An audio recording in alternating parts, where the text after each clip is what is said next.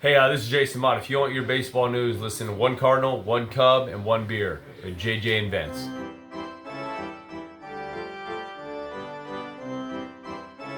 Welcome to One Cardinal, One Cub, and One Beer. It is a beautiful, our first episode in June, and June has already been a beautiful month.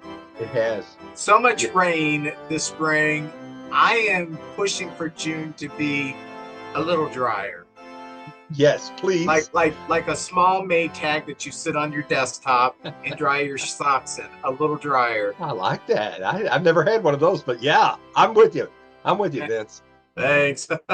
I try hard sometimes. I try too hard to make jokes. So let's get the housekeeping out of the way. For those of you who are watching on the YouTube channel, please remember to subscribe to our channel so you will have our shows as soon as they do drop. Remember to like us on Facebook and engage us. The more engagements we get, the more that we get our name out there, and the more human beings can get their eyes on our product and see that we are actually below average at doing this. So, We're getting there. We're going to get to average before you know it, Vince.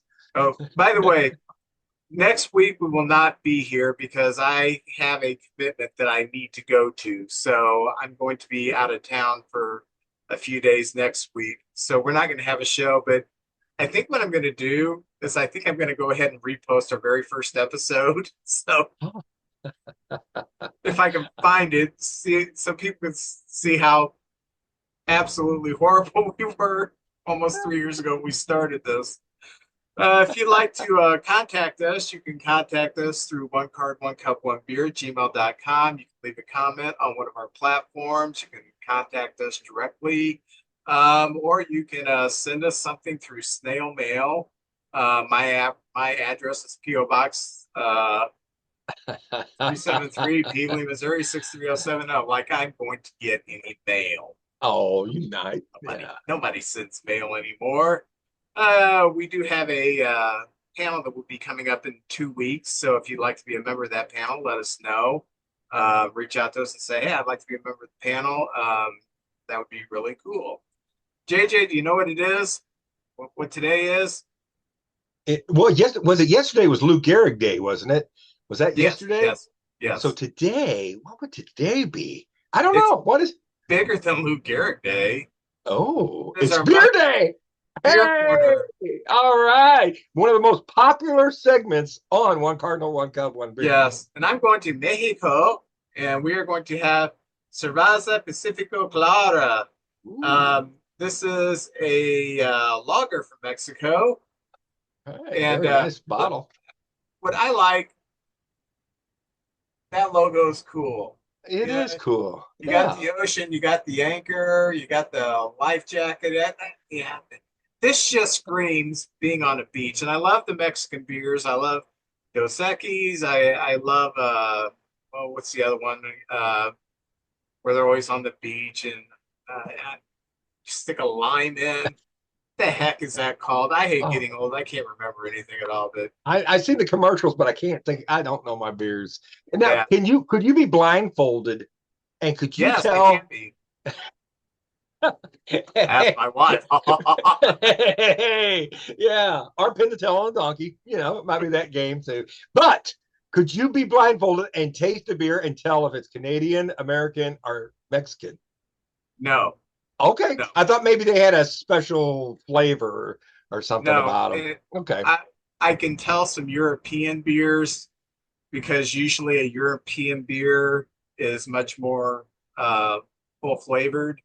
okay, But when you're talking about Canada, there's some that I could probably tell a little bit. I'm sure I could tell uh, Mick Ultra because that's what I drink most of the time. But and one of the reasons is because most of these beers were brought here from German recipes, much like today's is. Cerveza Pacifico Clara, better known as Pacifico, it is a Mexican Pilsner style beer brewed in the Pacific Ocean port city of Mazatila. I've never had Spanish, so I'm trying. Very good. in the state of Sinaloa in Mexico. Okay. It was first brewed in 1900 when three Germans, that's right, the Germans brought it over, uh, Jorge Clausen, German Evers, and Emilio Radostitz. What an unfortunate name, Radostitz. I'm sorry, sir. I'm sure you got. Man, he got trouble on the playground for sure. We'll call him Rados Tetons, okay? Because that Hey, sounds there a you little go. more nicer. They opened a brewery in this town in 1900, and the Pacifico Brewery was bought by Mexican brewing giant Grupo Modelo in 1954. And of course, we know what Modelo is. I have done one of their beers on here, which was later acquired by the Belgian-Brazilian Anheuser-Busch InBev Company, which is a company that is poisoned in St. Louis because they bought out Anheuser-Busch. Okay. So I will open this. Oh, yeah. Got my frosted mug here. Oh, world's best grandpa. Yeah. There he is. Oh, yeah. Pretty color. I like the loggers. All right. He's about to give us his grading, the opera grading system. Oh. Oh. Yes.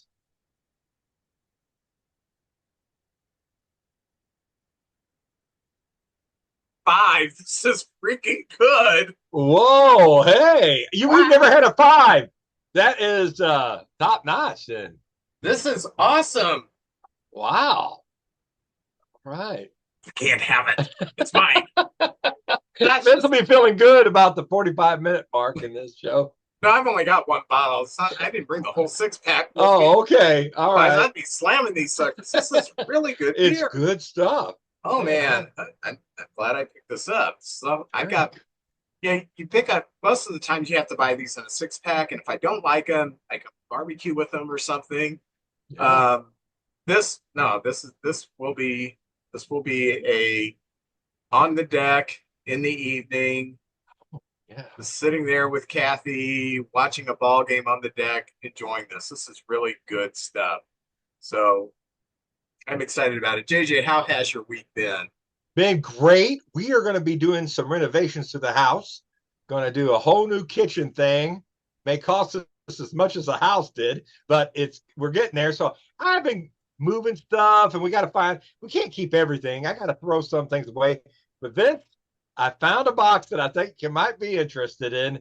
If I said to you, got people of a certain age, our age, a little older, a little younger, if I said Saturday mornings, what would that remind you of? Saturday Bugs Bunny Roadrunner show. The cartoons. We had cartoons when we were kids. And Vince, I found a box with some of these old DVDs in them. I'm just going to show a few, see if they bring back a memory. If you even knew the show or not. So here's the first one right here. This is a whole season of this show right here. Speed Racer. Speed Racer. The box is even a tire. Look at that. It's a tire. How about that? Fried on Chim Chim. This was pretty good. It was, I believe it was Japanese animation too. Yeah. Every kid wanted to drive the Mach 5. I wanted to get those blades out that he could drive through the woods. But what happened to the stumps? It's the stumps that exist.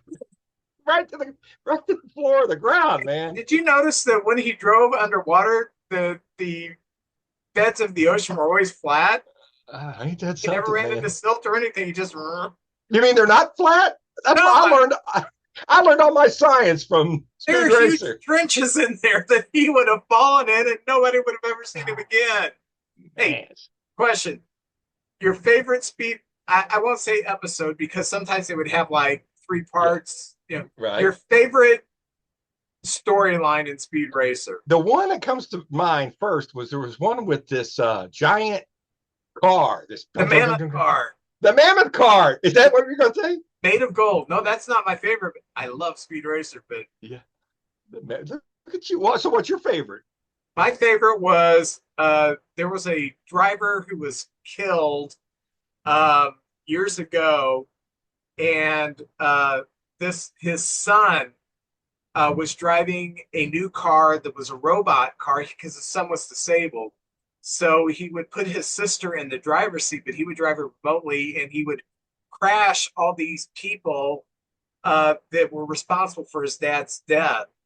And the the car, I don't remember what the name of the car was, but he was when he was getting ready to crash someone, he would press a sign, and the car would change to the X3, which was his dad's car, and they go, "Oh no, the X3 is back!" Oh, drive off a cliff or something.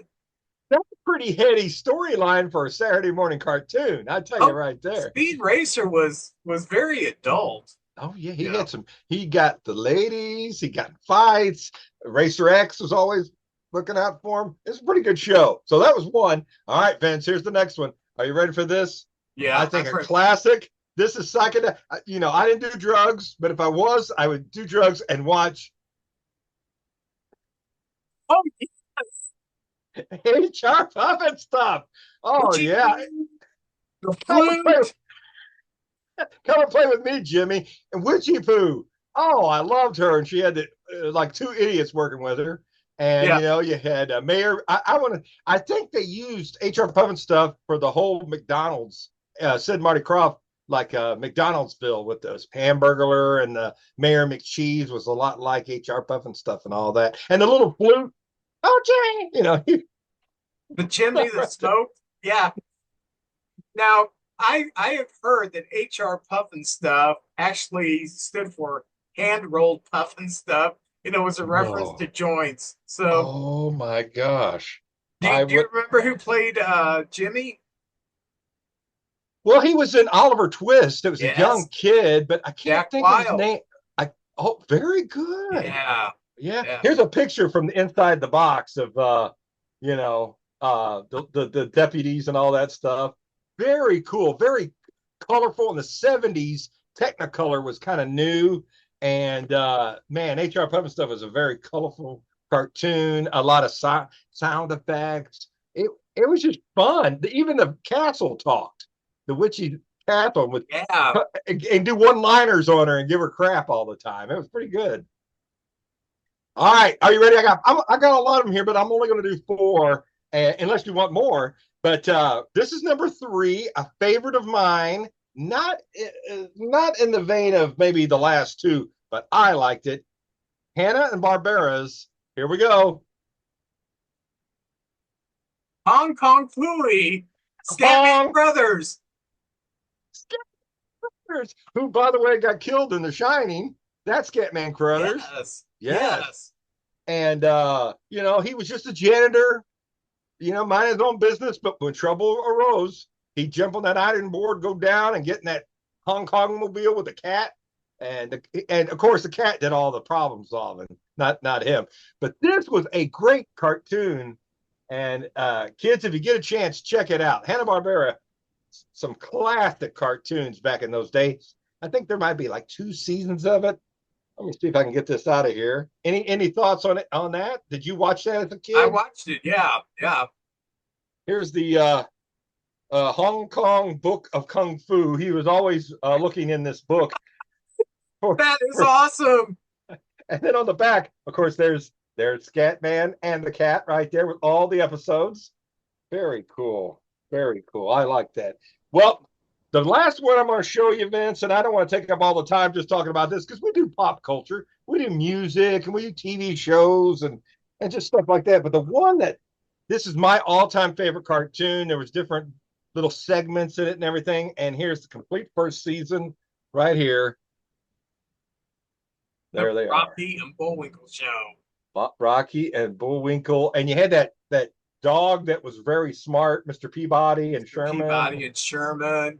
Oh, Fractured Fairy Tales. Commander McBragg. Yes, great stuff. You guys missed out. I know there's some good cartoons now. I mean, you got South Park and you got The Simpsons and stuff like this. But this was aimed at kids. Here's some of the characters here on some of the shows that were on that. It's almost like a variety show, but it was a cartoon, you know? So anyway, Vince, I saw that box and I thought, you know what? I'm going to bring that out. Maybe we just shoot the bull on some things that reminded us, and maybe here next month I got about 4 or 5 more I can and bring out here and show everybody. Okay, your two favorite cartoons growing up. Hold on. Yeah, go ahead and talk.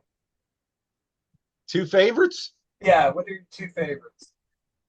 Well, I'd have to say the classics. You got to go with Bugs Bunny and Daffy Duck and all that Looney Tunes stuff. And then I'd have to say the other one would be Rocky and Bullwinkle. I'd have to say those are my two. Johnny Quest is pretty high up there too. You've seen Johnny Quest? Quest, yes. Yes, I have Johnny Quest in my window. Yes. Oh, yeah, that's some good stuff. I love the music. It was pretty adventure, a lot, real good adventure, and when there was some sort of evilness going on, and Dr. Quest was always solving problems, and Johnny and Haji and Ray Spannon was the coolest dude alive. He could fight, he could drive anything or fly anything. He was a pretty cool dude.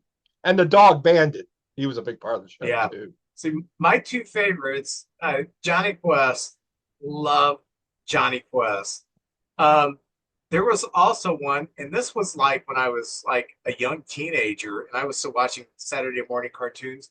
There was one called Thundar the Barbarian that I loved. It was like futuristic. A comet had went by the world and kind of threw everything into chaos, but a new world emerged and there was a lot of sorcery and stuff like that. It was very, very science fiction-y. I don't remember who played anybody in it, but so it was cartoon or was it real people in it? No, it was a cartoon. It was a cartoon. Okay. I'd say somewhere 81, 82, somewhere around there. See, you may have been a little. You're a couple years older. You may have been to the point where you're like, okay, I'm too cool for cartoons. Never. I didn't get there until I was in my mid-20s. Hey, I understand, and there was some live action ones too. Remember Electra Woman and Dyna Girl? Yes. Dyna Girl. Deidre Hall. Yes. Yeah, and Electra Girl. That was one I liked. I said, I'm watching me some Electra Girl this week. Bigfoot and Wild Boy. I forgot about them. Oh yeah, Shazam and Isis or something. Isis, I think. Yeah. She turned around and you got her magic powers and all that. Oh yeah, that was some good stuff, Vince. That was some primo stuff back there in the 70s and 80s. Of course, Scooby Doo. That's a classic right there. Yeah, I have two kids, Tabitha and Violet, that just still are huge Scooby Doo fans. I mean, all my kids like Scooby Doo, but they're like, oh, Scooby Doo, what a guy. That's the great thing about having kids is, if you're 35 and you're sitting at home watching cartoons, you're like, something's up with this guy. But if you got kids and you're watching the cartoons with them, people go, what a dad. That guy's that's a good dad right there. So thank God for kids. Let me tell you a story. My three youngest, they were about 5 or 6, 4, 2, 3, 5, 7. So they were young. And I was a single father.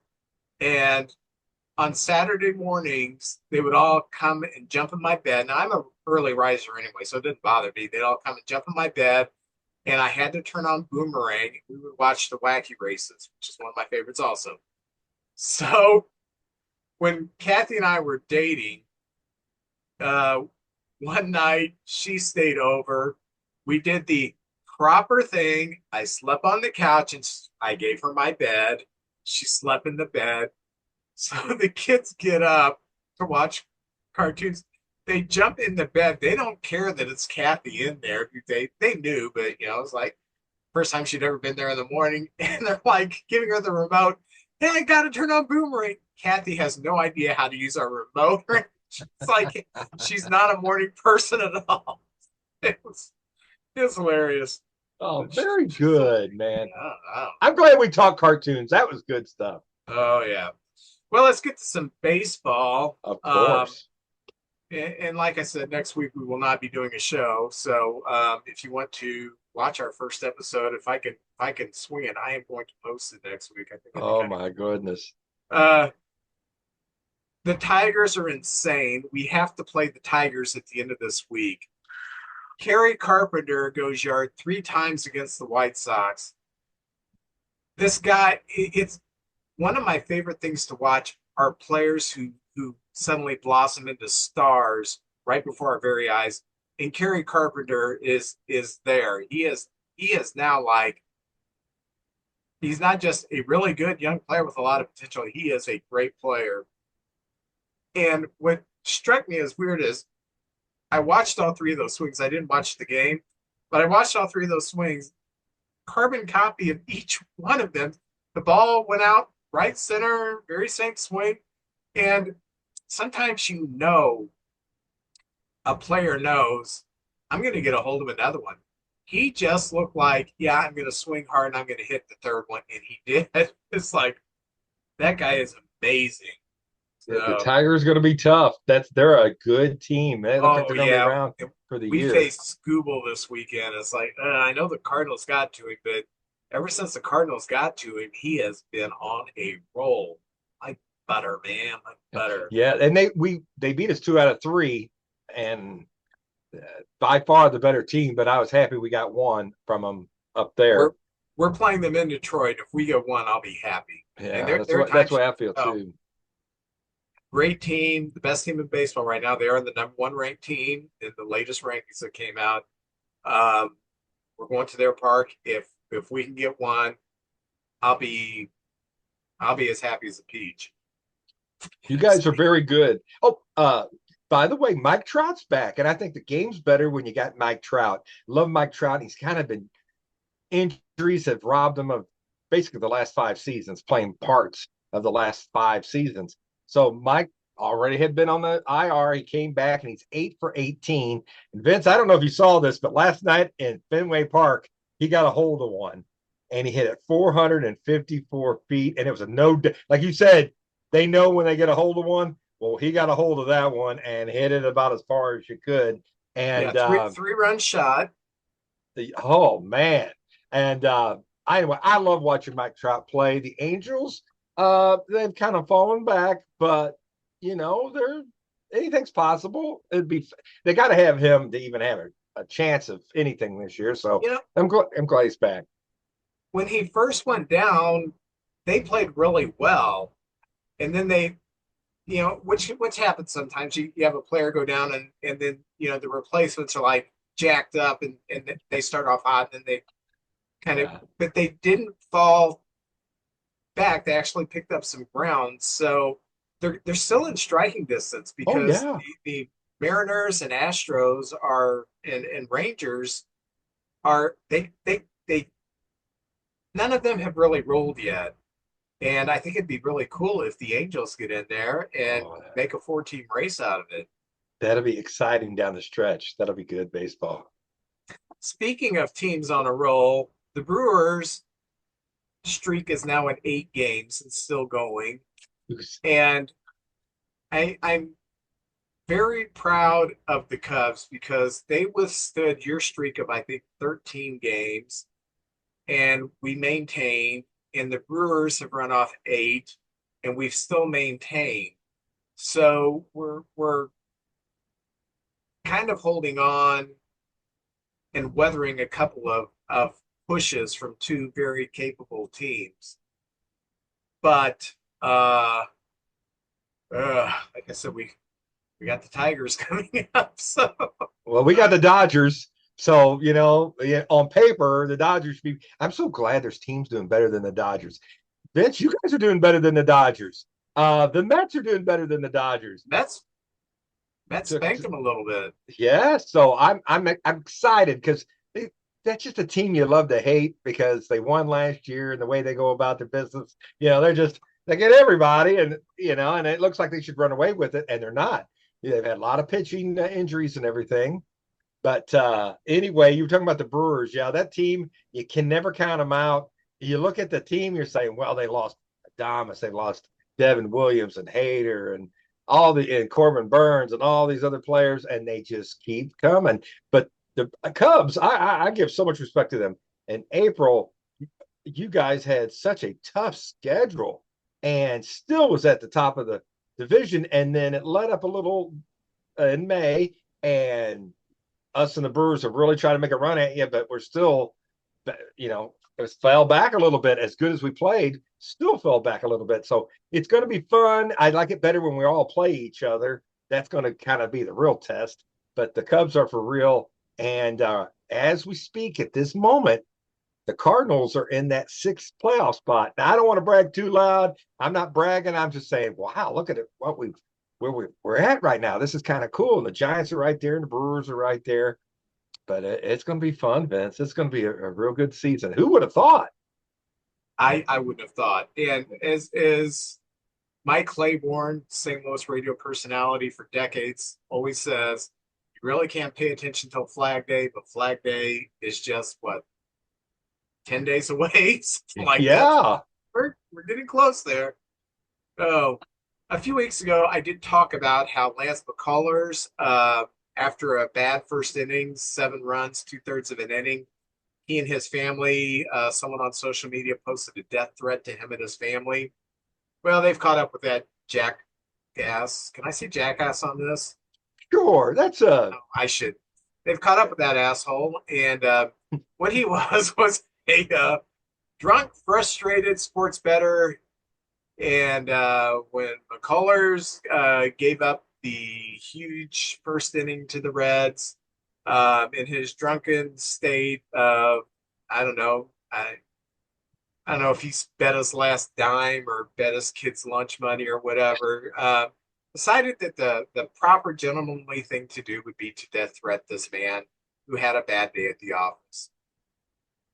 And listen, I have not been intoxicated for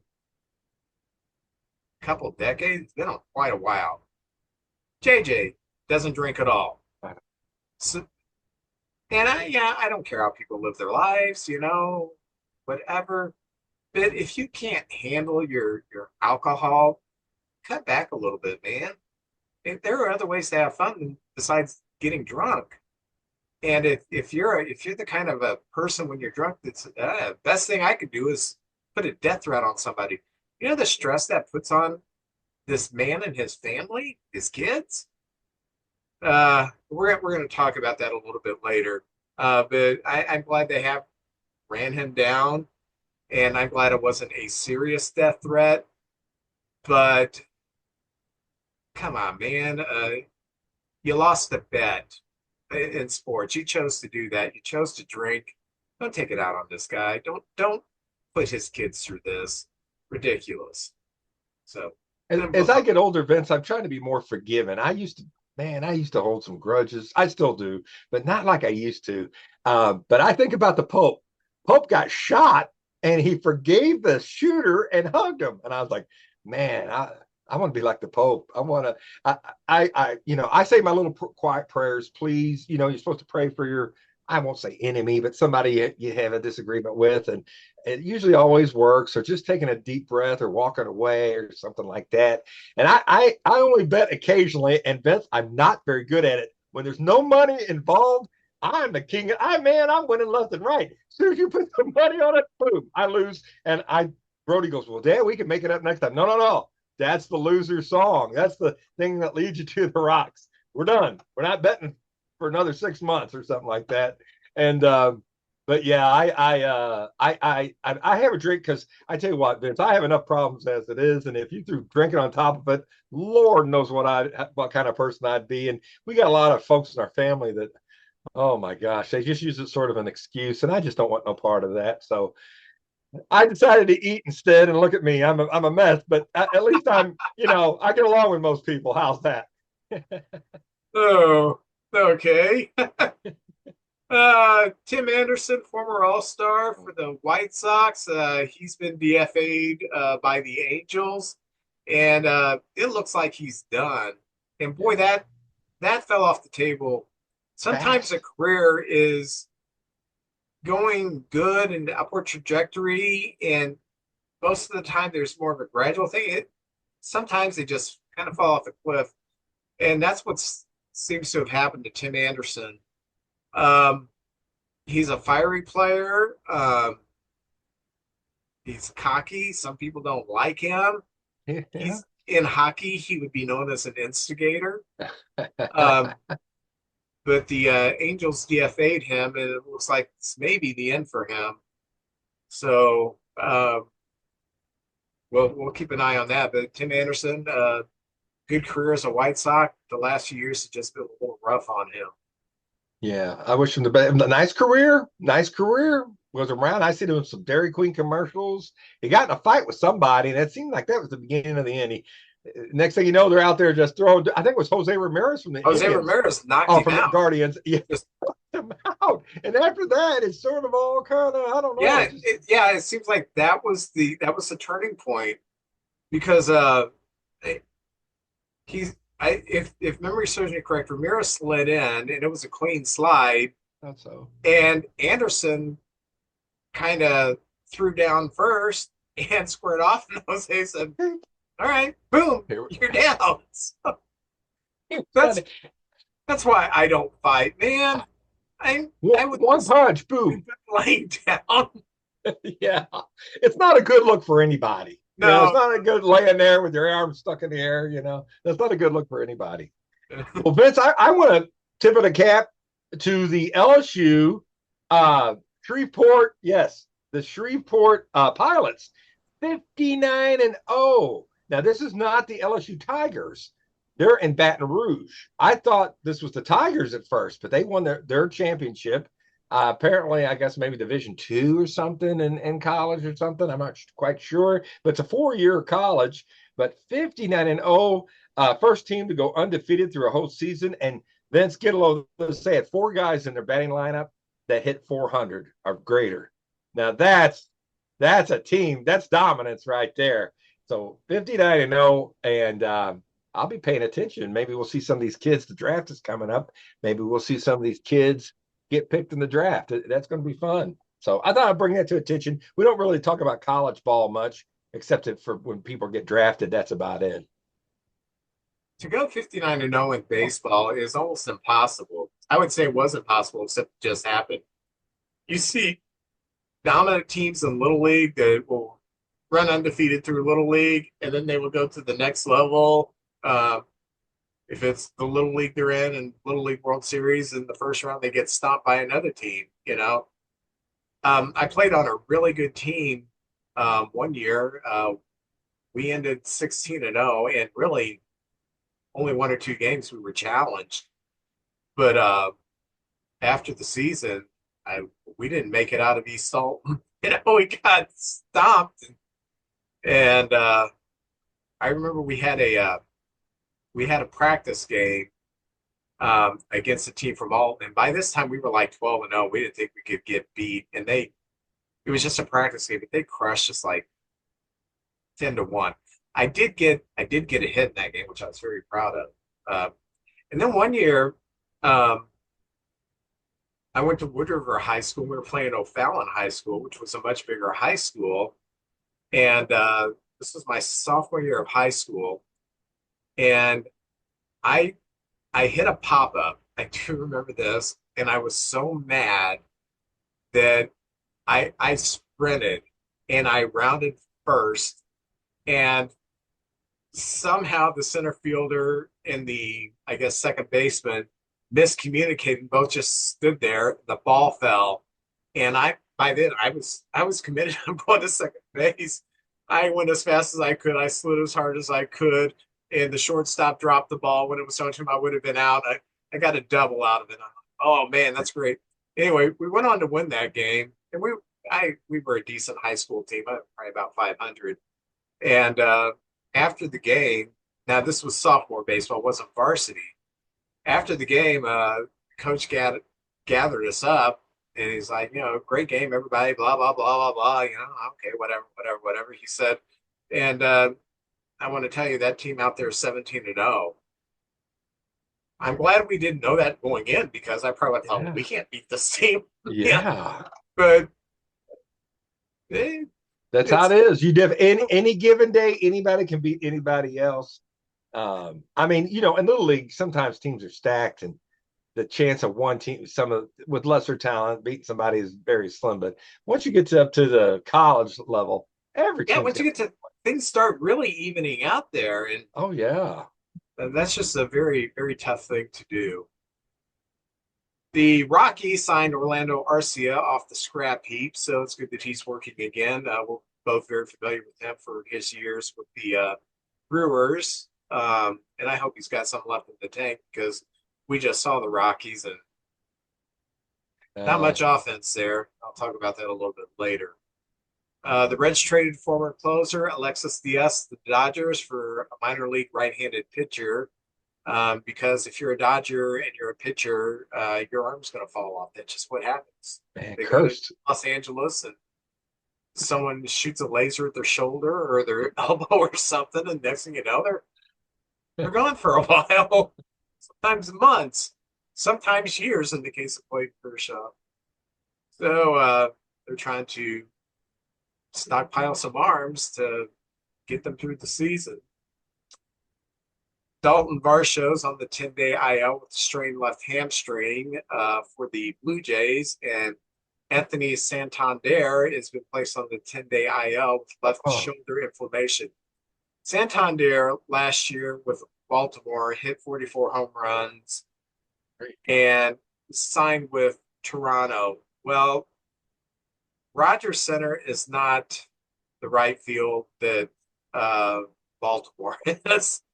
And he this year is hitting 179. We're a third of the way through the season, Ugh. and he only has 6 home runs and 18 RBIs and only a 577 OPS.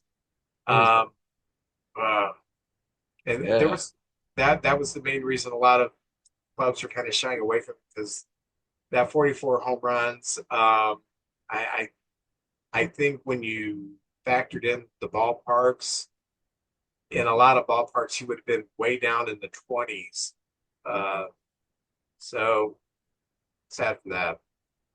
And Vershawn won the Gold Glove last year. Dalton Oh, Vershawn was the he's Gold a good Glove. player. He's a very good player. Yeah. Matt Mervis has been DFA'd by the Marlins, former Cubs prospect. Started the season hot. At one time was amongst the league leaders in the home runs at the beginning of the year and has just been putrid since. So they DFA'd him, and I mean, he's probably going to re-sign a minor league deal with the Marlins. Kind of sad because at one time we thought, boy, this guy may be a player. Jackson Joe, 15-day IL, right flexor strain, so we don't have to face him. That's good. One of the positive things happening this Yeah. week. Liam Hendricks, Boston, 15-day IL, right hip inflammation. Cedric Mullins, 10-day IL, strained right hamstring. And Ryan Mountcastle, 10-day IL, strained right hamstring. So with Baltimore, it's just when it rains, it pours right now. Yes. There's something interesting happened in baseball. I'm kind of excited about it, Vince. The MLB is going to invest in Athletes Unlimited, backing an organized softball league, and it seems like they've had this. There's been like pro softball, I believe, in the past, but I don't think MLB got involved with it. This year, it's going to be 4 teams: the Bandits, the Blaze, the Italians, and the I think Volts as the other team. 60 players, 24 games, and they're going to just kind of travel around to 10 cities and play. And it's just a 4-week season. But next year, it's going to be more of a city based, where more like MLB, where you've got your city and you travel to the other cities and play the teams. I kind of like the idea because Vince, I've really grown to love college softball, and I always thought, well, after college, what's going to happen? There's no organized pro league, so this is cool. I really like this, and who knows, it may take off. I will take a look and see what it's all about. But I do love college softball. What do you think about the MLB getting involved with this? I think that's good. It's taking a page from the NBA, how they back the WNBA, and they've always had their core fans, but now with Caitlin Clark, they're actually attracting other fans, and I've watched a few WNBA games over the past year, and yeah, they're exciting. No issue with it. My stepsister played college basketball, um, and she was really good. So yeah, I've kind of paid attention to college basketball on the women's side. Um, there was who was the pitcher? Jenny Finch about 10, 15 years ago. She was striking She out Major League yeah, batters. yeah. Yeah. And like uh, uh, Elise Menaker, who does a lot, who part of the Cubs booth. She does a lot of the pregame stuff from the studio, but she has like last week she was in the booth doing some commentating. She was a big time college softball player. Um, I think she played for the Jessica Razorbacks Mendoza's. too. I think she was Pardon a me? Razorback girl, the Cub Oh, announcer. I really? think she. I heard her talk about Arkansas, and I thought she played for the Razorbacks, but I could be wrong on that one. So I always have a special place for her. You're Razorback, that's all right with me. So yeah, she's very good at the pregame and announcing. I really like Oh, yeah, listening to her. she's awesome. And last year, when Beth Mullins was still with the Cubs, we did have the broadcast that I talked about, where Beth Mullins did the play-by-play, and Elise did the commentating, and Taylor McGregor was also in the booth doing some commentating. It's the first time it was all female. Hey, that's Yeah, cool. of course, some of the, Oh you well, know, you're always going to get somebody yeah, say I don't something. know. These women don't know anything. They do. They didn't just fall off the turnip truck and say, "Oh, I want to do a Uh, baseball game." uh, Uh, yeah, I think that's awesome. I do I'll too. be good. Also, Kim Ning is going to be the commissioner, and she was Oh she yeah, worked for with the the Marlins. Marlins. Yeah, so she's. I'm happy because I thought they got rid of her way too quick. They made the playoffs, and she was doing a great job. So Mhm. she landed on her feet, and I just for her success, I want to see this thing succeed because I like her. Yeah. Oh, Tyler Glass now has been transferred to the 60-day IL because his arm is actually held on by two threads. That's it, two threads. So Nathan Evaldi, 15-day IL, right tricep soreness. Josh Harrison, who's always been one of my favorite um, uh, utility players, been an all-star a couple times. He's finally announced his retirement. Um, I've always liked him with Pittsburgh, and he's Oh floated yeah, around, and he's always. It's like last week we talked about Tony Kemp retiring. Josh Harrison was kind of in the same vein, except Harrison actually was a little more elite at what he did. Um, the last thing I got, and the Wander Franco trial has begun. Wonder what? Um, pardon me? Oh, I forgot. I mean, that just was out of my mind. I didn't even know it started, or I thought maybe it was finished, and I didn't know how it ended up or The anything. trial was supposed to be in December, but the judge moved it back to, I think it started yesterday. Yesterday was the second, yeah. And I did a little research on this. The minor that he had the relationship with, if I can call it that, um, her mother has been arrested for money laundering for payments that she did receive from Franco. So it gets even worse. That's kind of like prostituting my your teenage daughter. It's just sick. But Franco faces 30 years maximum in prison if found guilty.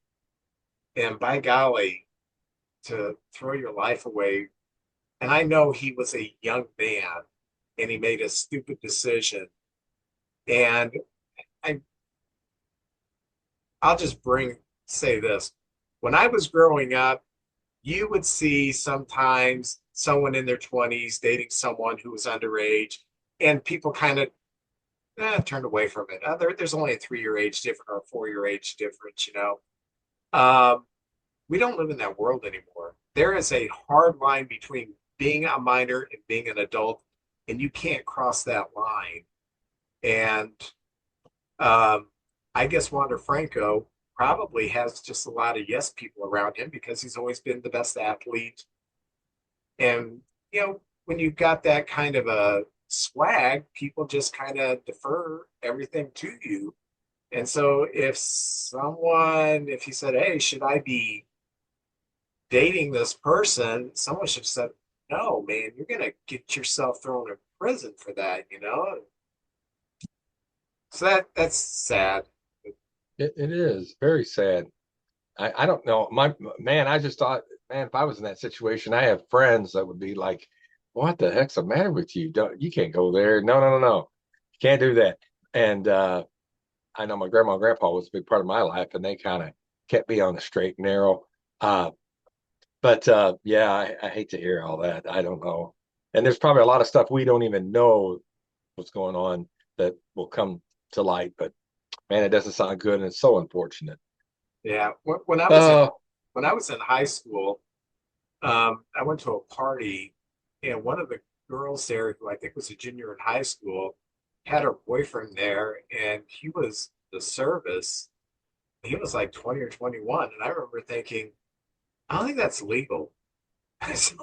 So I wasn't even sure if it was legal, but something popped into my head. I don't know. I think you can get in trouble for that, but anyway. well, I know the schools. I don't want to say too much where I went to school and everything, but there was always stories of maybe a teacher or someone who worked at the school and a student. You would think, what? No way, get out of here. Because people would talk in high school. People go, hey, I did this, this, and this. Yeah, yeah, right. But you would hear rumors like teachers and students and stuff, and I'm like, I didn't know anything firsthand, but there was a lot of talk about that through the years. Well, this is a fact, and I don't care. I'm not going to use names here, but when I was in high school, this happened before I got to high school. So this happened when I was like in middle school. Um, one of our science teachers was married to one of the math teachers, and he got one of the students pregnant. And so he left his wife for the student. He didn't get fired.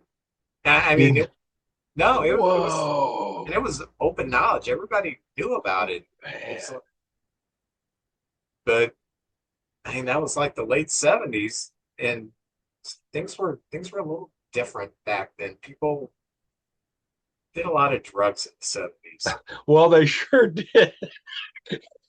That's that Mexican beer talking right there. I got a few other things here. I was going to talk about Lou Gehrig Day, and they're honoring Lou as one of the best first basemen. I mean, I've looked at the stats. I think he's the greatest first baseman ever lived. Easily one of the top 10 hitters, and they also are raising awareness to ALS and the fight with what's going on there, and the players who are wearing patches or with his number on their uniform. So I think that's cool. And Lou, man, I just always loved Lou Gehrig. So that happened. The Rockies 9-50. Vince, you just saw them. I was going to ask you about that, but single digits, the worst start in Major League Baseball history. 9-50. You figure a Major League team could run into a few more wins than that. Were they that bad? Well, they won last night, so they're now 10-50. Oh, okay. Hey, they're on a roll. It was a weird weekend that we had with them because the wind was blowing in. It was, Oh, and so we I'll get into it a little bit later, but I like one of our games we only beat them 2-1.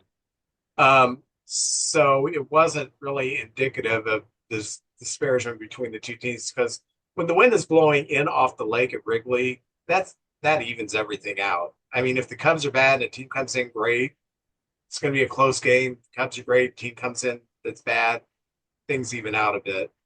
But they don't really look like they have much of an approach at plate. Um, I wouldn't say they were complete free swingers, but yeah, they're inexperienced and I guess lack of baseball IQ really shows in a series like this. And the Cubs were able to take advantage. And quite frankly, Lou Piniella. Gosh, what year am I in? Craig Counsell just completely outmanaged whoever is managing the Rockies right now. He's a very good manager. And yeah, they have some interim manager who I honestly don't know who it is. Andrew McCutchen. We all love Andrew McCutchen. He's back where he belongs with the Pirates.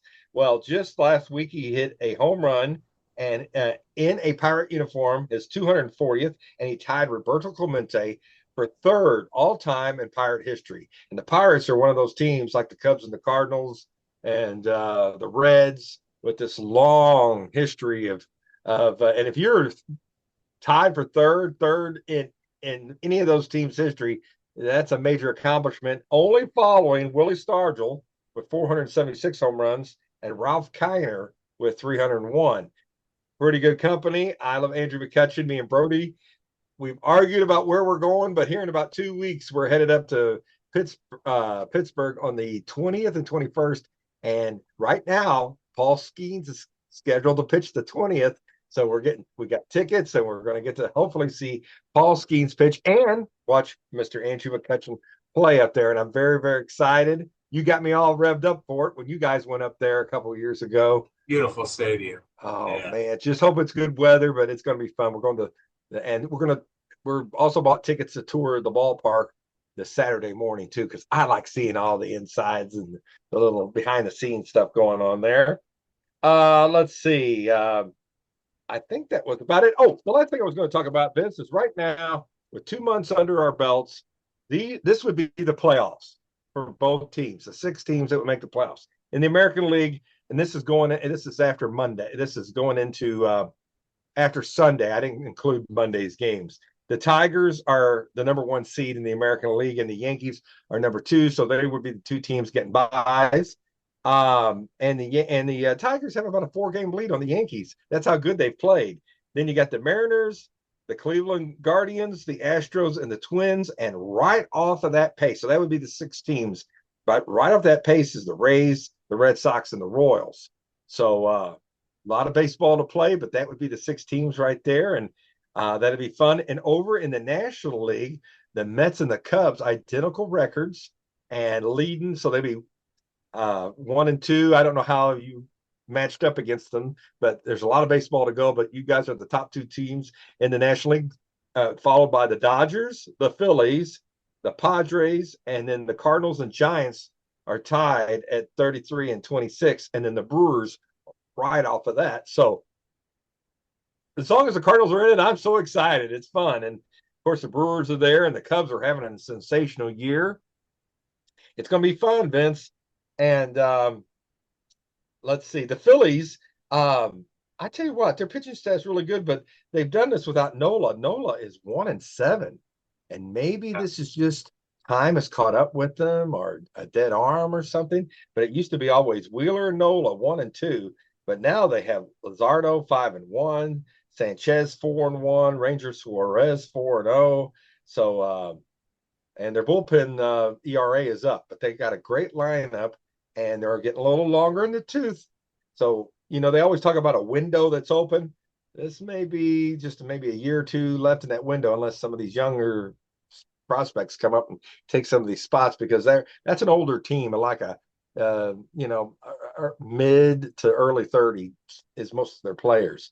So I'm kind of watching the Phillies, and I've always kind of liked them from afar, and that'll be fun. Now, since I know if you play the Phillies, I'm pulling for the Cubbies, but it wouldn't break my heart if the Phillies do pretty good this year too. Long as it's not the Dodgers. No Dodgers.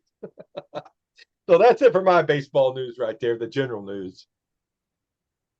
What's up with the Cardinals? Well, the Cardinals, we had a pretty good week this week. We've made some moves with our rosters. We sent Gordon Grossepo down to Memphis. I think they're kind of grooming him as like a closer or an 8th inning guy. He's had mainly ups, a few downs, and they brought this guy Roddery Munoz up from Memphis, and he got in the game the other night. It was kind of one of those games that was it was already over by the time he came in the game. Get him a little big league action there. And then also Jordan Walker, inflammation of the wrist, 10-day retro active on the IR, and it's a shame because Vince, he was hitting in the 300s his last 10 games, and it seems like he was turning the corner, playing better defense, very good arm in the outfield, and taking better at bats. He's a young guy. Sometimes he gets balls called on the I looks outside to me, and then he's got to, make his strike zone a little bit bigger. But Jordan Walker really seemed like he was coming into his own and doing better, and got his batting average only up to, well, he's hit 318 over the last 7 games. And I think his batting average was 215. Now you're saying 215, that's pretty bad. But Vince, he was hitting 187 before, from where he came from. I'll take 215, but I'd like to see that kid hit about 240 because that's what his like career average is, right around 245. So I'd like to see him get that up there. And we brought in this Ryan Valletta from Memphis, and he was in 2017 the second pick of that draft for the Rockies in the second round. So I don't know much about him, but he came up. I thought they might bring. Anyway, we'll see what he's got. Maybe he was doing good down in the minors. Couldn't find much of his statistics. And the draft is coming up, and I've seen a lot of mock drafts. Looks like the Cardinals are picking fifth. Last year we picked eighth, and we got J.J. Weinholt, who is now in Springfield, and there's talk that he may be up next year. But there's talking about a pitcher, either Keeson Witherspoon, a right-handed pitcher, or a shortstop, Eli Willits. He's a high school kid. And so we'll see. I know shortstops are usually incredible athletes. Sometimes they can move to a different position. Seems like we got a lot of shortstops. JJ is a shortstop. We got Wynn, who's a shortstop. So JC can be a shortstop. But anyway, he looks like he's a super athlete. So we'll see what happens there. But we got the fifth pick, and that's pretty darn cool. This week, the Cardinals, the last time we met was last Tuesday, and the Cardinals had lost to Baltimore on Monday.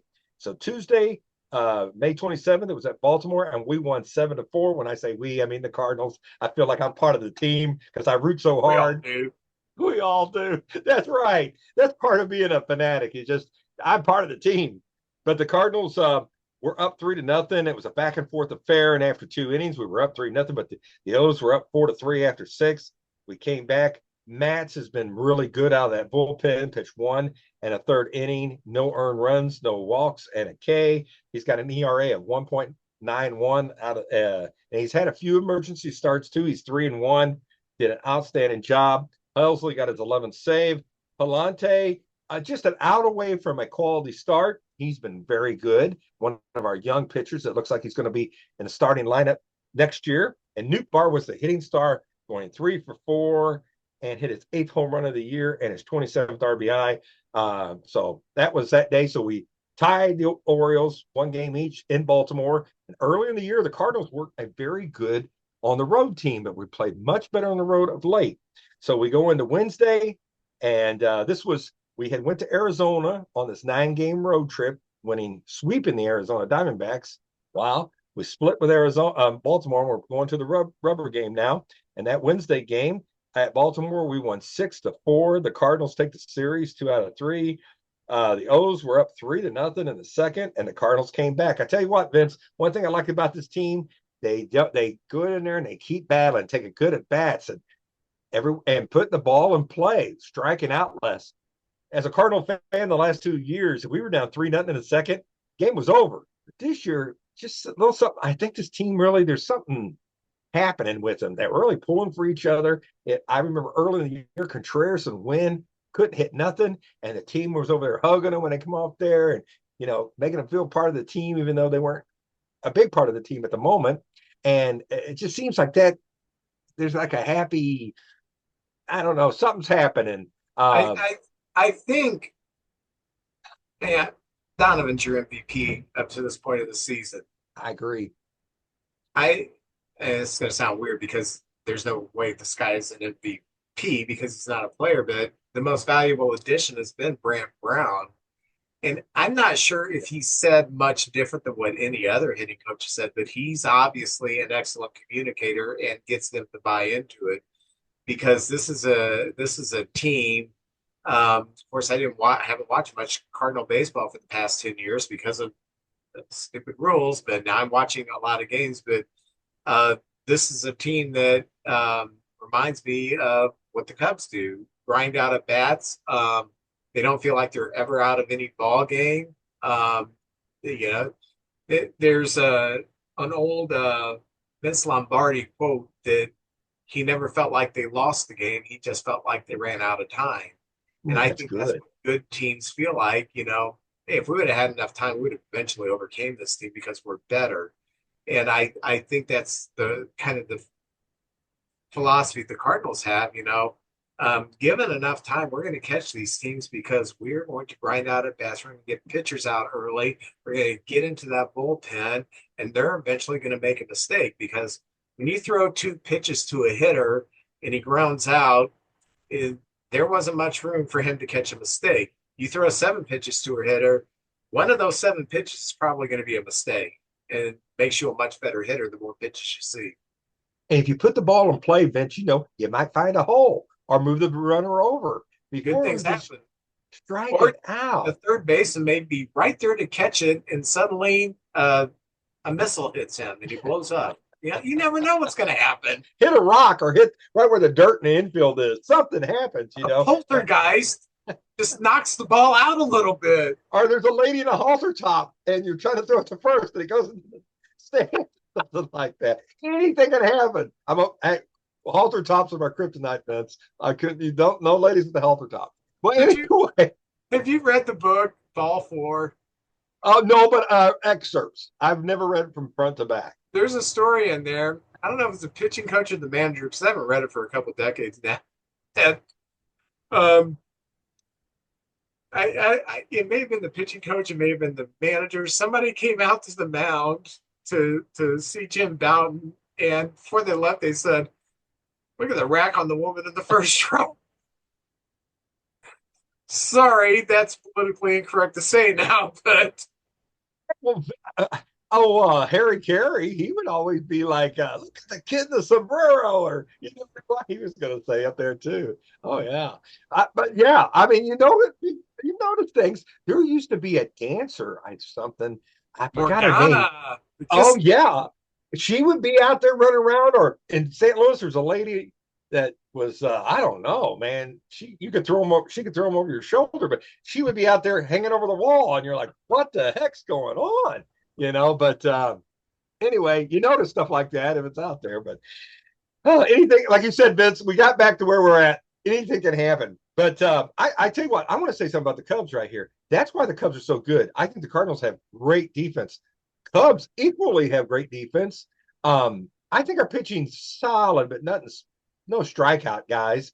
And the Cubs have good pitching, but where you got us, I think, is you got base stealers. We got one guy can steal bases. You got power, and we've got, I'd say, just average power.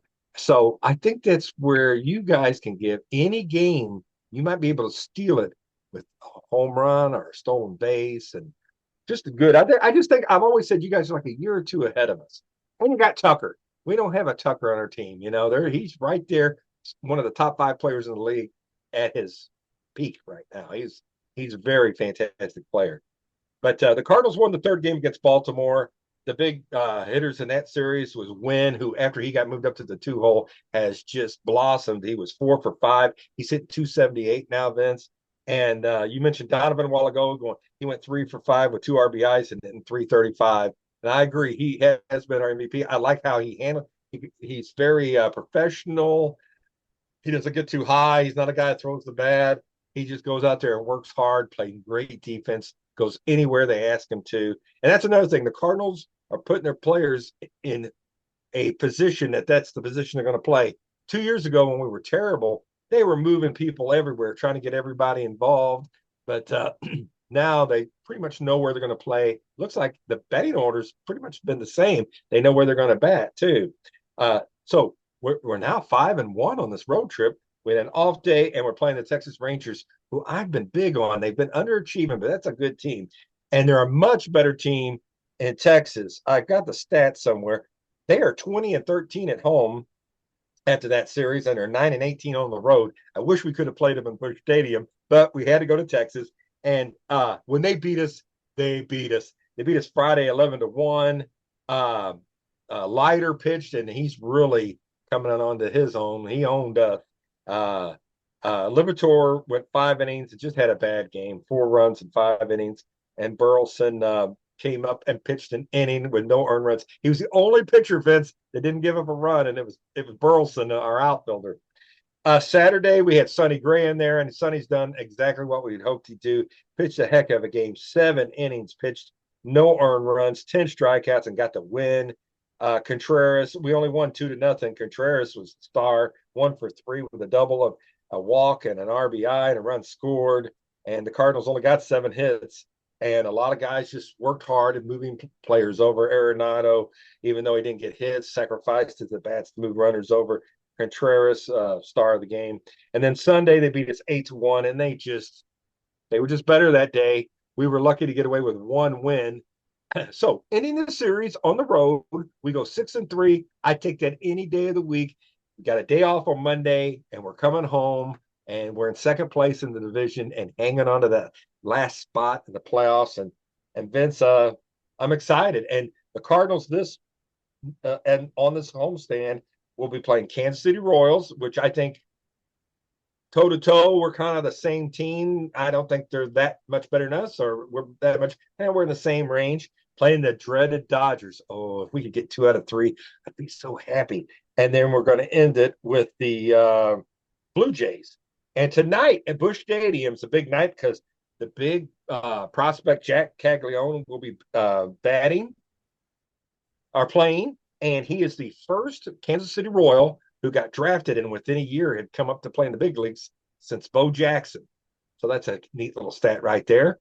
And I'm excited to see him. He's supposed to have a bunch of power. I don't want to see him do great against us, but the Royals are last place, and they're by far the worst home run hitting team. And this kid has been lighting it up in the minors. So they're bringing him up to see what he can do. And I can't wait to watch the highlights tonight and see what we do against them. So that's my Cardinal news right there, Vince. Very good. We had a good week. We went 4-1, which is Hey, very good. yeah. We talked about getting through April. In May, the schedule lightens up. So we were 18-9 in May. But the big thing was in May, we played the Marlins, we played the Rockies, and we played the White Sox. So we had 12 games against those 3 teams. We won 10-2 against those teams, which is what you have to do. You have That's to right. beat up on the good teams or the bad teams, because good teams are going to get you. And if you can play 500 against the good teams and you can beat up on the bad teams, that's a recipe for a heck of a season. In Sunday's game, Kyle Tucker was trying to steal early in the game, slid into second, and he jammed his finger. He actually stayed in and drove in a run. And then they pulled him in about the 6th inning after he popped out. And the x-rays are negative. So he's day-to-day, so it doesn't look like it's going to be an IL issue. For tonight's game, we have Suzuki and Wright, and Turner's DHing. So, and we're playing the Nationals. So, Nationals don't have the best of pitching. In fact, Trevor Williams is starting tonight. And I'm like, how does this guy still play Major League Baseball? But anyway, he's better than me, so I should shut up. One thing I'm very, very happy about, I've talked the last few weeks about Daniel Valencia, and he's certainly solidified our closer. Porter Hodge, well, Ryan Presley he decided he didn't want to be a closer anymore, and he pitched terrible. We have been putting him in not so high leverage situations, and he's been good since that terrible outing, but he's certainly not getting high leverage yet. Because even though he's getting the outs and he's had good outings, his peripherals are so bad. His whip is still like 1.7, and he's not striking out too many people. So since we put Palencia in as closer, things seem to have solidified all the way down the line. And that's with Porter Hodge on the disabled list. So when Hodge gets back, we don't know where he'll be. But what I like about Palencia is that there's so much swing and miss this season, 20 and 2/3 innings, only 9 hits, 4 earned runs, 22 strikeouts at a 0.774 whip. That's amazing. And yeah, I said a few weeks ago, maybe it was last week, that he's, got one of these outside shots that maybe making the All-Star game. If we keep winning games and he keeps having save opportunities, yeah, because he will start an inning and hit 99, and by the end of the inning, he's hitting 103, and he's just throwing it up there, and he does have a good slider. But when he's really on, he paints the corners with 103, and you just don't have a shot at him. I read an article that was talking about a vote they have had that who would be the MVP right now, of course, in the American League, Judge, National League, Ohtani. But they have PCA at number 2, Kyle Tucker at number 5, and they also have Suzuki getting votes. So one of the reasons our offense is so good is because we have 3 solid MVP candidates at this point. So that's pretty cool. Name from last year pass from the Cardinals, we signed Genesis Cabrera to a contract for the remainder of the season. Pitched once, looked good. And I don't know why I remember who he was with. We sent him to Toronto. I kind of lost track of him. Maybe Toronto, yeah. But anyway, they just didn't have room for him, so they released him. We picked him up, and he looked. The outing I saw, he looked good. Got a couple strikeouts and no hits. So Vince, he'll win your heart over for 2 weeks. They'll be like, "Oh my gosh, this guy's the real deal," and then something will happen. I wish him all the best. I hope he is an all-star with you guys. But there's always that moment where he has some in big leverage situations, and he I don't know what happens. But I don't foresee us using him in high leverage situations. 6 inning type guy, I think that's where we're going to be using him. We'll certainly be using him in situations where we're ahead or close. So it's going to be like medium leverage situations. It's not going to be like, oh, you're the mop up guy, but I don't see us putting him in high leverage situations. So yeah, you hope for the best. I hope for the best too. He's on our team. Yeah. He's a likable guy, but you just never know. Yeah, Julian Merriweather has been released. So let me get into the games real quick. Last Tuesday, Colorado came to town. We won 4-3, and like I said, this whole series, the wind was blowing in. Happ was 2 for 5. Tucker was 2 for 3 with a couple of walks. Shaw was 2 for 5. And on the mound, we had Horton start 6 innings, 4 hits, 2 runs, 6 strikeouts. Looked really good. And then the bullpen came in and finished it off. And we had to score our last run late. So Flexen got the win. He's 3-0, 2 innings, 1 hit. Flexen still does not have an ERA. I love that. I was excited when we got him off the scrap heap. I thought this guy can give us innings. This guy can start. This guy, I didn't think he would be this good. So far, so good with Flexen. Then Wednesday, we played Colorado again. We won 2-1. Wind blowing in. Suzuki did have an RBI. PCA did hit a solo shot to dead right field. Matthew Boyd, 6 innings, 1 run, and Palencia came in and got his 4 save, 1 inning, 2 strikeouts, no hits. Excellent job. So that finished off the sweep of the Rockies that we started on Monday. So we had Thursday off, and then Friday, Cincinnati rolled into town. First game against Cincinnati, we lost 6-2, and I thought, oh my gosh, Cincinnati does have all that pitching, starting pitching. And I thought, oh, are they going to start getting hot on us? They went 6-2. Really, the only highlight that we had, Bush did have an RBI triple, pinch hitting, but that was late in the game. Colin Ray, 5 2/3 innings, 10 hits, 6 runs, all earned, did not look good. And that was the game that Cabrera came in, 1 1/3 inning, 3 strikeouts. Looked good for us.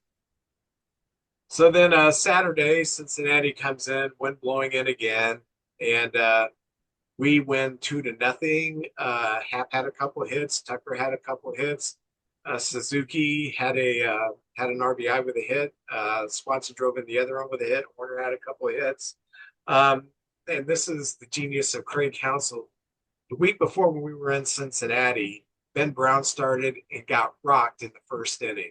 I just rocked, and so we had to leave him in there because we didn't have a whole lot of arms. So I think he pitched into the sixth and he gave up like 8 runs. Okay. Well, so Counsell, it's Ben Brown's turn in the rotation. Ben Brown has great stuff, but it hasn't worked out for him because he's has trouble getting through the first couple of innings without getting nicked up a bit. So Counsell decided he was going to go with an opener. So Pomerantz pitched the first inning, perfect 1-2-3 inning, and then he brought in Ben Brown as the second pitcher. So Pomerantz just the opener. Brown did great, 6 innings, 1 hit, 9 strikeouts, only 1 walk. And they were talking while he was pitching that Brown wants to be amped up when he comes into a game, and they're telling him that's working against you. Rein it in a bit, rein it in a bit. So they did the opener with Pomerantz, brought in Brown, so he's not there at the first inning. He doesn't have to face Ellie De La Cruz the first time through, and he had a sparkling outing. Palencia, once more got a save, 1 inning, a strikeout, no hits. And then on Sunday, we beat Cincinnati 7-3. PCA 3 for 4 with an RBI. Michael Bush 2 for 2 with the home run, 3 RBIs. Horner 3 for 4. And Jameson Tyone, 6 1/3 innings, 3 hits, 2 earned runs, pitched great. So we only played 5 games. We won 4 of them. Good week. I'll take it at any time. But this is what's kind of goofy. We had 2 games off in this 7-day stretch. We had Tuesday off, then we had Thursday off, and we had the following Monday off. So in a 5-day stretch, we had 2 days off. Until the All-Star break now, we only have 3 scheduled days off. I don't get scheduling. Yeah. 3 scheduled days off. I don't know. Yeah, that doesn't seem right or fair. For anything. It's just very bizarre. But it's not quite as bizarre as Jeremy Connor. Do you know that guy's bizarre? He's a little bizarre. He is bizarre. Comes a time in every man's life when he needs some advice on relationships. You need to listen to the podcast DMDR, which stands for Dating, Marriage, Divorce, Remarriage, from my good friend Jeremy Connor, the Dr. Phil of the Boot Hill. You can find DMDR on Spotify or whatever platform you choose to listen to your podcast. If you're expecting to see Brad Juliet, who is scheduled to be on, Brad Juliet is not here. He's been asked to throw out the first pitch of the Cardinal game. So I guess we kind of see where we fall in that pecking order. We're 2. So, and that was kind of a last minute thing that we didn't know about. So we're going to do this last segment, kind of spitballing a little bit. And I want to revisit what we talked a little bit about baseball betting. We talked about Lance McCullers Jr., the death threat, turned out a drunk guy, angry because he was betting and lost the bet. So it drove him to the point where he thought, I will threaten this man and his family's life on social media. In my mind, that's a person who needs some counseling about betting.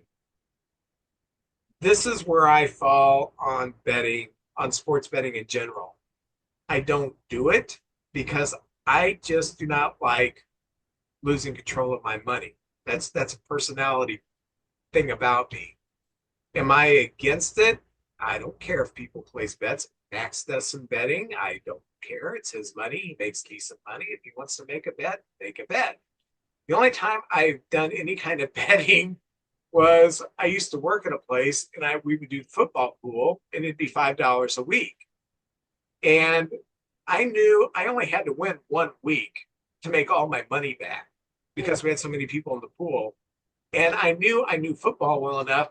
I had a good shot at winning at least one of those weeks and making my money back plus some. And if I win 2 or 3, I do really good. Okay. So I used to do the office pool because I was confident in my football abilities. We did this for about 5 years, and I always came out ahead.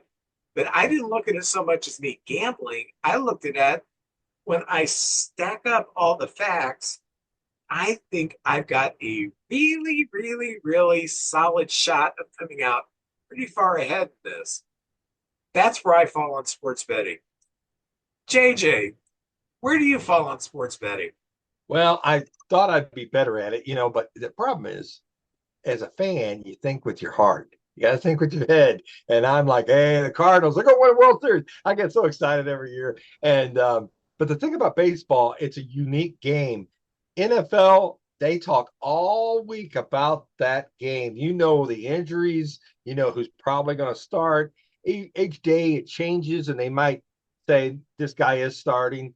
Baseball, you never know. They may just set the guy that day, or the morning of he might have I feel a twinge, and they don't play. I'll mention a thing here, but so the IR and the day of rest, it's just a different thing, and it's every single day. Basketball and hockey, it's 3 times a week. NFL, it's once a week. So that's one thing. And baseball's a mysterious game. Anything can happen. We don't know about the elements. Maybe the Wrigley Field, the wind's blowing out, and it's a 23-22 game, and you took the under. Oh, there's only going to be 5 runs scored. Well, you're wrong. So, Whoops. so many elements can happen. And, I think I know baseball as well as the next guy. But last year, me and Brody went to Milwaukee, and there's a Indian casino right down the street from the ballpark. How convenient. So we got the line, and we went in there, and we made a pretty significant bet on the Padres that were on a 7-game winning streak. Dylan Cease was pitching. He was unbeatable, hadn't lost, and even the games he pitched and wasn't dominating, was very well. And he was playing, I believe it was the Florida Marlins. And so we made a significant bet. We're sitting there, and I want to tell you something. The great thing about betting is now when you're sitting there watching Milwaukee and Cincinnati, you're looking up at the scoreboard watching that game, the San Diego game. And all of a sudden, the Marlins were up 2-0, 4-0, 5-0, 6-0. We're like, what the heck's going on? Well, we found out about 3 of their starters didn't play that day. We had no clue.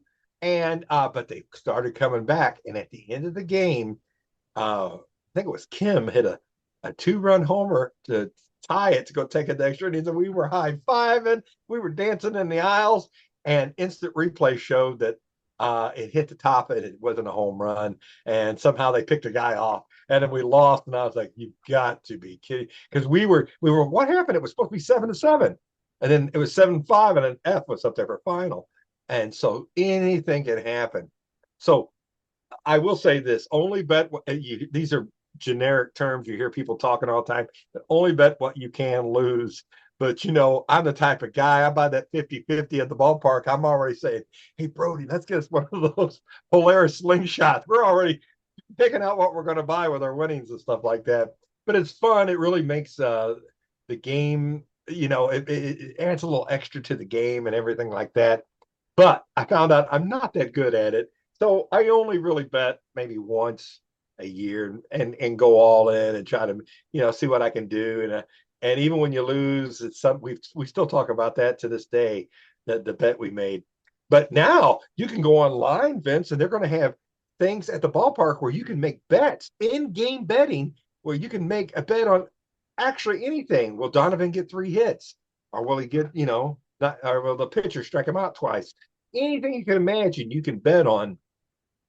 I think that's kind of fun. It's supposed to be a big tax money thing. I don't even know what the money's supposed to go to. They got it passed because it was supposed to help veterans or schools or something. I don't even remember now, but I'm excited, and I will bet periodically, but I'm like you, Vince. Money is too hard to earn, and you just don't want to throw it away. But every once in a while, I'll take a chance on something, go play bingo with my mom or bet on a baseball game. That's about what I do. I think that most fans are what I will call responsible bettors. I think the bulk of fans are kind of casual. And I think I'll do this just for fun.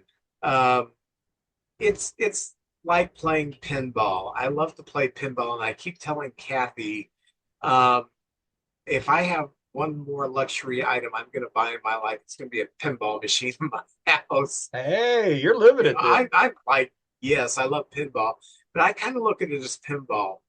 Um, you've played pinball, I'm sure. Oh yeah. Do you know the term drained in pinball? What Where it goes that right down the means? middle and the ball Goes goes. ball goes right down the middle. You spend $1, get 3 balls for the game.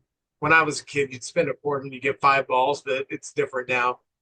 And you pull back, the first one goes, hits bumper, bumper. All of a sudden you see it's coming right down the middle. Oh my gosh, I get drained. And you know, you got you maybe hit enough bumpers to get like 8,000 points, where it's a game that doesn't turn over until you hit 250,000 points. You're like, gosh, this is terrible. So I will spend $1 on a pinball machine, knowing that the possibility that I might get drained twice out of 3 balls will happen, and I've just blown $1. But I enjoy playing pinball, and I kind of see gambling like that with the casual gambler. You know, I'm probably not going to win. I'm probably not going to turn this pinball machine over. Turning it over means you get free games. Um, Probably not going to turn this pinball machine over, but I'll have fun playing the 3 balls that I get, even though I might get drained because it's fun to boom, boom, boom, boom. Yeah, it's kind of fun. Gambling, I see most casual gamblers like that. You go into it with the mindset, I'm probably not going to win, but it's kind of a fun thing to do. It'll make me watch the game from a different aspect, not from a strict one loss aspect, but from an aspect of now I'm trying to see if I got a parlay on, you know, 3 players in the lineup or something. And it just has a different aspect that you pay attention to, which goes against the way I think, because when I'm paying attention to something like that, I tend to lose the one loss thing. You know, if I put a bet on the Cubs and let's say I the Swanson and Horner are going to turn 3 double plays this game, I don't know, and it doesn't happen, we win 10-2, I'm going to be bummed.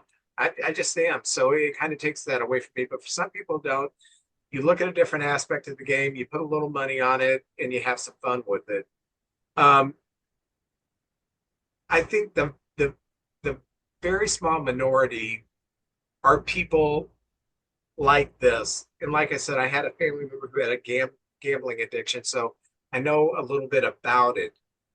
Those people are like, they have a problem. It's like people who drink. I can have a beer and it doesn't affect me. But I've known people that just cannot be around alcohol because they can't stop drinking.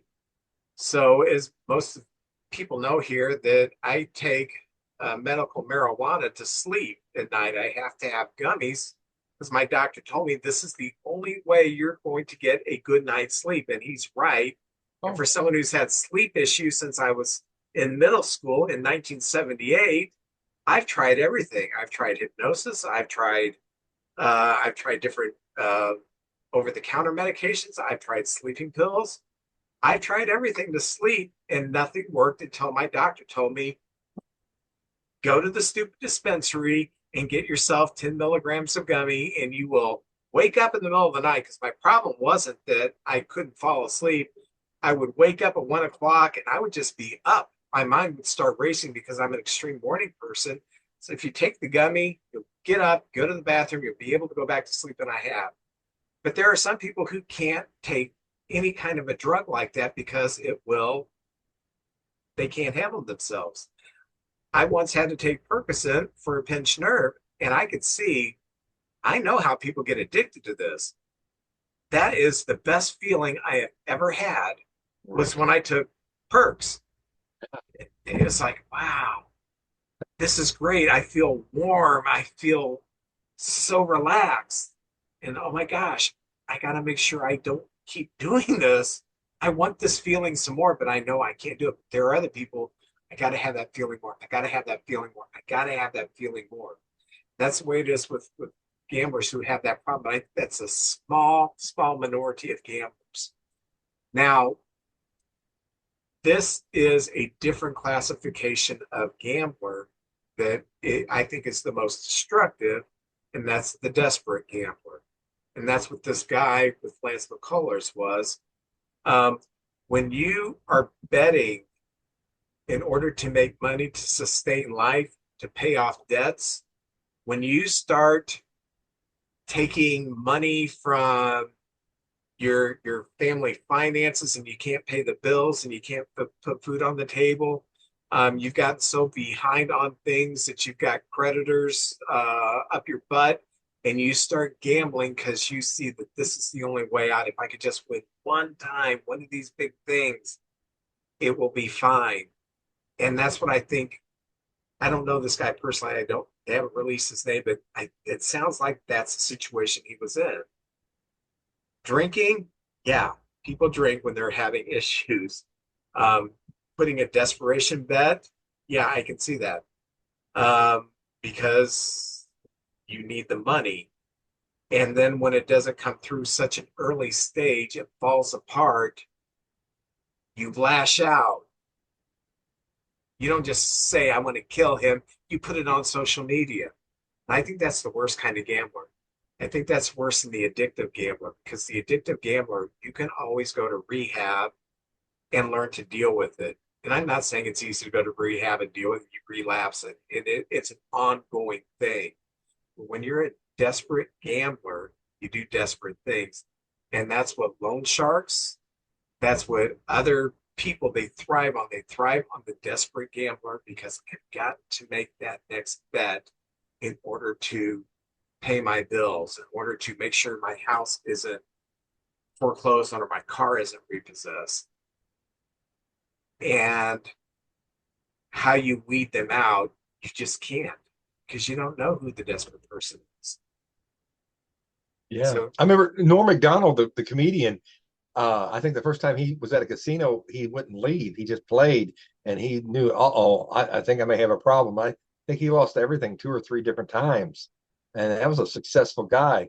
And Vince, sometimes people blame. They always have to have somebody to blame. I look at baseball as just my pastime. It's a sport I love. I love the history of it and everything. But I always think of Bill Buckner when that ball went through his legs. I felt so bad for him and how he got treated.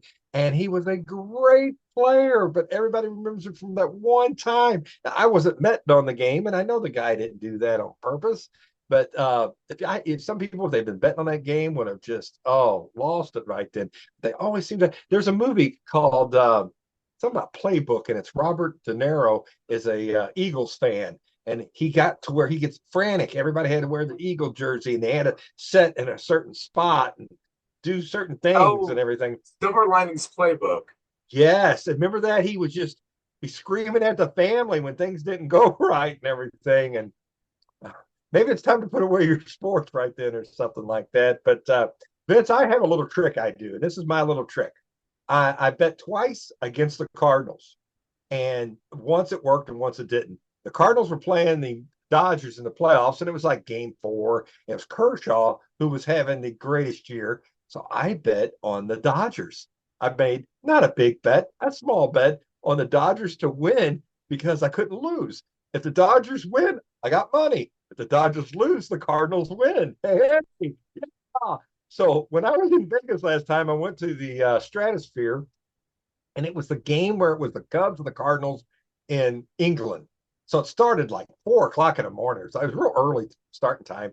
And I made a nice bet on the Cubs because the Cardinals weren't playing very good at all. They had Marcus Stroman pitching, and they had a 3-0 lead. And I was like, yeah. I remember that game. And I was feeling good. A friend of mine from work said, hey, $30 on that game too. I want to put $30. I said, all right. Well, we were winning 3-9. I texted her. We were like, hey, look at us. And then the Cardinals, they didn't win 71 games that year. They came back and beat the Cubs. And I was like, crap, or not a very good team, and I lost my money. And I was like, that's what I get for betting against the Cardinals. So I always make it a fun game like that where I win either way, but that way I lost. The Cardinals won. Well, good, but I lost money in that one. So it's backfired on me each time. So I better watch it when I bet against the Cardinals. So Well, anyway, that's what I do. you alluded to this. We've now entered the era where sports betting, and in particular baseball, being that's what we're talking about, it, it's. I mean, the Cubs have a one. Oh gosh, I can't remember the betting organization where it's right there on the ground. DraftKings or something like DraftKings, yeah, DraftKings. yeah, DraftKings. Just go bet and you watch the pregame show for the Cubs, and that's one of the things they talk about. There'll be three of them in the studio: Cliff Floyd, Elise, and the other guy whose name is escaping me now. That oh, what are you putting your money on? Well, I'm putting my money on that.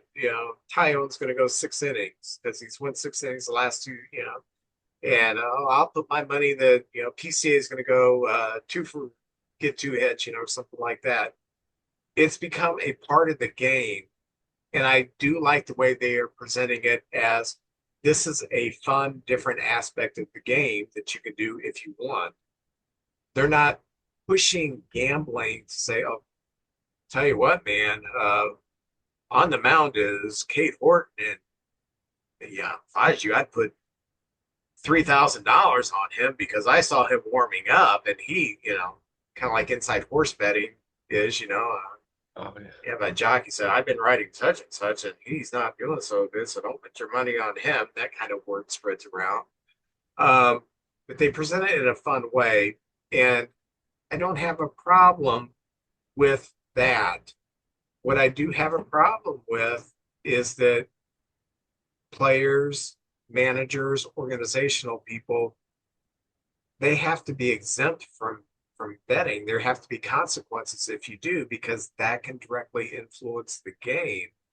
Right. And people talk about Pete Rose, and we've talked about him to death. And they talk, well, he never bet on his team to lose. No, but it affects the way you manage. If That's you right. bet on your team to win, and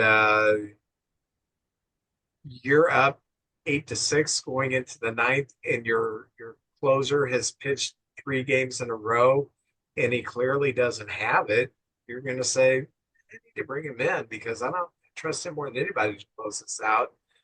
So he pitches. Maybe you get out of it, maybe you don't. I don't know, but he tears a tendon or something because he's pitched too much in a short amount of time.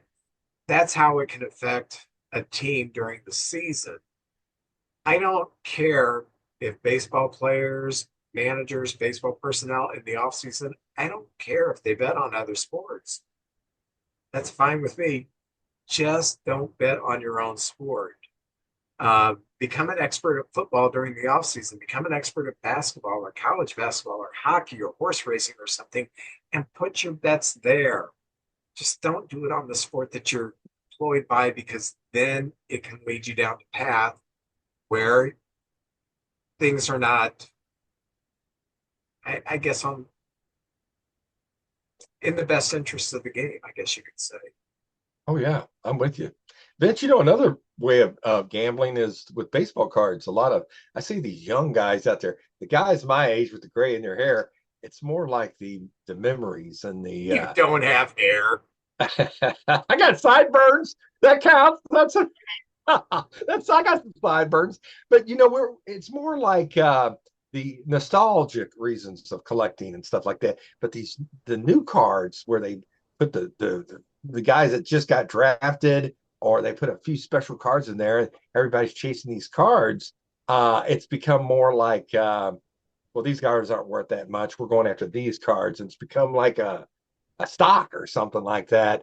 So it's kind of changed the game. I like that there's more people involved, but I just do it with what I like. I see a type of card I like or a player, I'll get those cards. But the days of me buying the whole sets are over. But you do hear people say, "Oh, that card's going for this right now." So me and Brody has made a couple investments and just set the card aside for a while, like Paul Skeen's rookie cards. We put those away, and you never know. But it's a type of gambling right there. But if nothing else, I always got a Paul Skeen's rookie card, but I'm not counting on it, paying for, I don't know, my yacht or anything. See, a guy like me, um, I don't like going into card stores because it's intimidating because it has become kind of that business. Oh yeah. I don't know how they rank cards. I don't care how they rank cards. And for all I know, this is worth $1 million. For all I know, it's worth 2 cents. I don't care. It's George Brett on an RC can, and I like looking at it. I So do too. Yeah, keep I it in just my something I like. office. When I die, all the stuff I have, this I keep because it's cool. It's a Tide Beanie Baby Chicago Cubs. I named it Schwarber. It's probably worth nothing. This, a pack Oh, of Kiss playing cards I've never opened. Is it worth anything? Probably not, because Kiss has completely flooded the market. Why do I have it? Because when I was a kid, I was a huge Kiss fan. oh yeah. So I only get stuff because it brings me enjoyment. I don't ever look at it as an investment. And, you know, like I said, I used to, when I was a kid, I had some like Ernie Banks cards from the 60s. I had some Mickey Mantle cards from the 60s and late 50s, because I would trade with friends. But then when I got to a point where I just wasn't collecting baseball cards anymore, my buddy offers me $20 for my baseball cards, and they didn't have any money. I said, sure, take them all, because it was more of a sentimental thing. It was always just a sentimental thing. It wasn't what these are worth in my life. I spent like 10 years collecting Pez dispensers. And, you know, you can see the Pez thing I got Oh here. yeah. I still have some of the sets. Um, did I have I think it's a Popeye one or something that's worth? Oh, it was cool when I went to the Pez Museum in Orange, Connecticut to see it. But I collected the Pez dispensers because they're cool to me. But then when I got to the point where I didn't have enough room for my Pez dispensers everywhere, and they were just cluttering everything, I just got rid of them. You know, I still have some sets, but they're sets that mean something to me. I had this Pez set that was Elvis Presley. It had three Pez. It's in a nice tin. It's never been opened. Has a little CD in it. Rebecca was here this weekend. She lives in Memphis now. Her and Brandon are kind of into Elvis. They named their cat Eat Elvis Aaron Presley. So I said, hey, I got this Pez dispenser, you know, the Elvis, but here, you can have it, Oh, because it's probably going to mean more to her than it does me at this point in my life. So I understand why people do that investment on cards and memorabilia for investment reasons. But as far as I'm concerned, is as long as it's cool to look at, I don't care how much it's worth. I I'm don't with you, know. Vince. I don't know how much Tony Bruno has invested in his basement. I don't care. I just think it's so cool to go down there and look at his stuff. Yeah. He'll have friends over and they'll trade. Like, I really want that Satchel Page.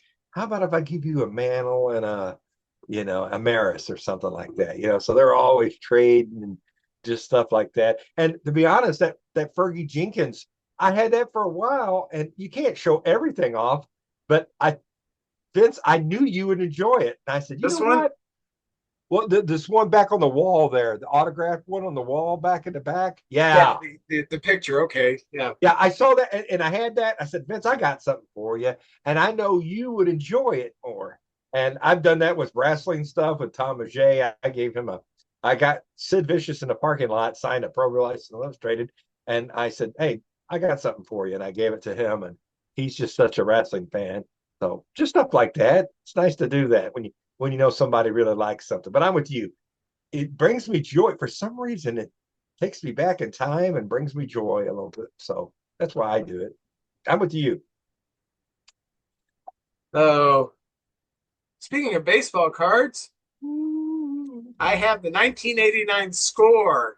And you want to know what? That dude is safe He sure is. It's because very the umpire's apparent. saying safe. Boy, he's laying on top of the base and pretty close. He looks Yeah. like he is safe. I have my last set of the baseball foldouts, pitching leaders. So if you go first, because I was going to have a little game for you, Vince. I'm going to instead of unfolding, I'm just going to show it and see if you can name the from 1983. If you can name the 17 pitchers, and Vince, I feel 15 to 14 to 15. You're going to get 14 or 15 of these guys right here. All right. I'm Vince gonna is very say good at trivia and pop culture and all that. So you'll be amazed. He'll knock your socks off. I'm gonna say three Hall of Famers. Okay, I'm going to I'm say betting. one. Oh, betting, yeah. First player, one of my all-time favorite football players, played quarterback for the University of Missouri. Phil Bradley Oh, also played for the yeah. Mariners and Phillies, Nice player. but I first saw him as a quarterback for the Mizzou Tigers.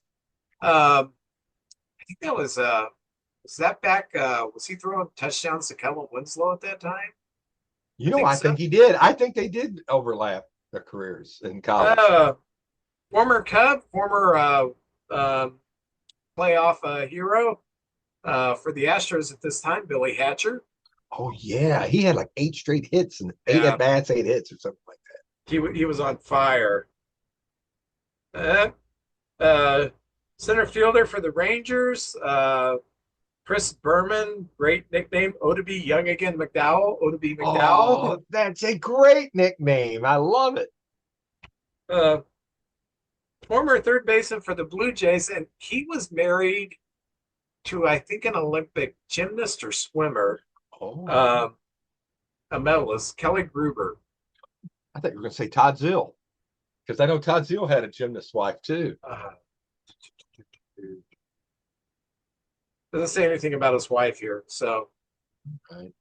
the slugger for the Dodgers who dated Belinda Carlisle, Mike Marshall.